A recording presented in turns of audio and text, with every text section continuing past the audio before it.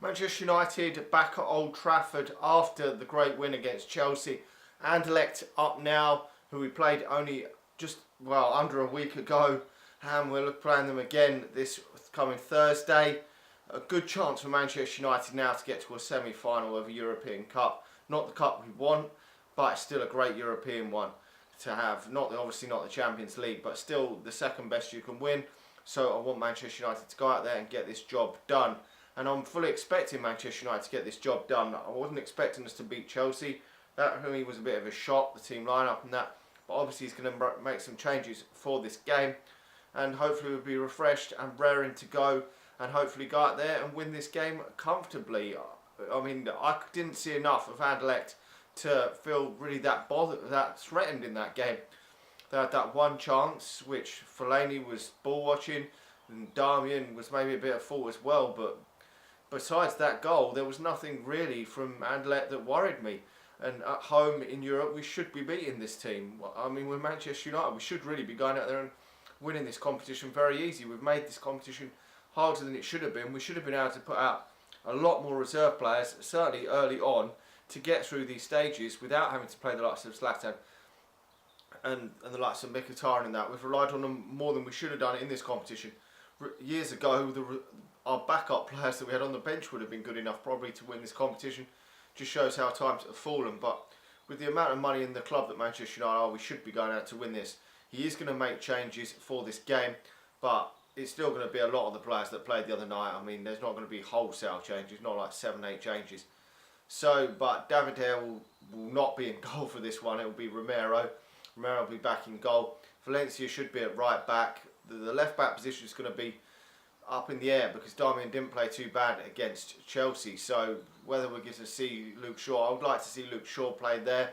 Then it'll be obviously Rojo and Bailey at the back, in the centre of the back. They've had to play there a lot lately. So hopefully Tuanzebe can at some point get a look in the Manchester United team, because we've had injuries at centre half and he hasn't really got any look in for a long while. So Fosamento's come on a couple of times, but I can't really see him putting him at centre half at any point.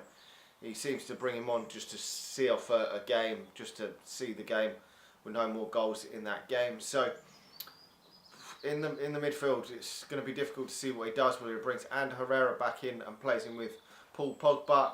May well do that. He may well. It's going to be difficult to know what he does in the midfield, because if he plays only two, he may play Mkhitaryan in that number 10 role, Jesse Lingard on one side, Rashford on the other, and then it will be Zlatan Ibrahimovic up front. But I wouldn't be surprised for him to go with a three-man midfield, which would probably mean Jesse Lingard misses out and Mkhitaryan goes out wide. We will have to wait and see, because I think Rashford will keep his place in the team even out wide, because he's played a lot better the last few games for Manchester United. He's only scored 2 Premier League goals recently, but he's still looking a lot better than he was. He seems to be coming back into a bit more form, which is great to see. I can't for the life of me see Martial Stein. Not a lot of people have talked about it, but he wasn't even a substitute in that game the other day, which is really worrying, because if he's not even getting on the bench, and there has been reports coming out that Manchester United are definitely going to spend at least 100 million on 2 players this summer. The combined will be around 100 million.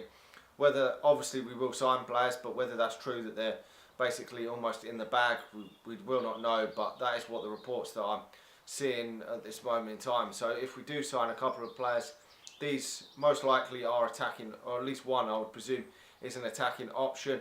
I still think that probably one of them will be Griezmann that comes into Manchester United in the summer. If it is Griezmann that comes in, I think he will probably be moved on Martial. Obviously Wayne Rooney's going to be moved on as well, but it is a shame because he has so much ability, he just doesn't do it enough. Way too inconsistent, Martial.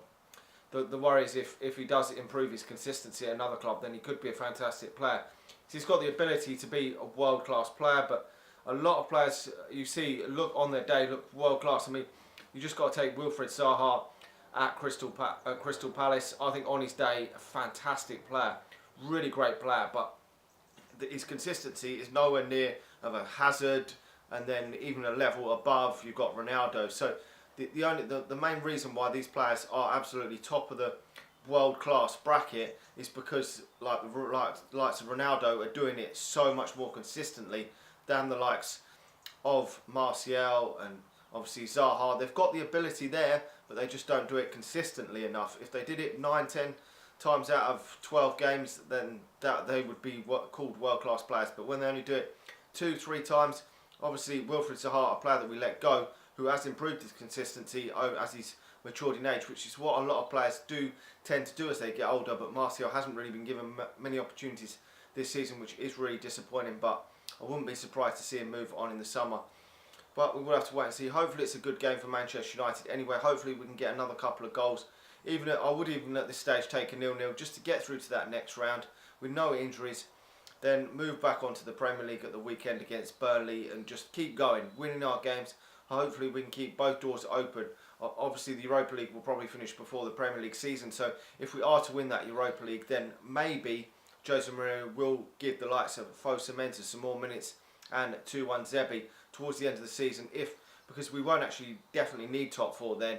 The only reason we would want top 4 would be obviously to knock them Scousers out of the top 4 so that they don't get the Champions League football. But if we've got it in that Europa League, then we can sort of relax a bit more and go out and play our game, just being a bit more relaxed than we are at the moment. Anyway, let me know your thoughts on the game. I think it's going to hopefully be comfortable. I've got to be confident after that Chelsea win anyway. Like the video, subscribe to the channel if you're new, and I'll talk to you all again soon. See ya.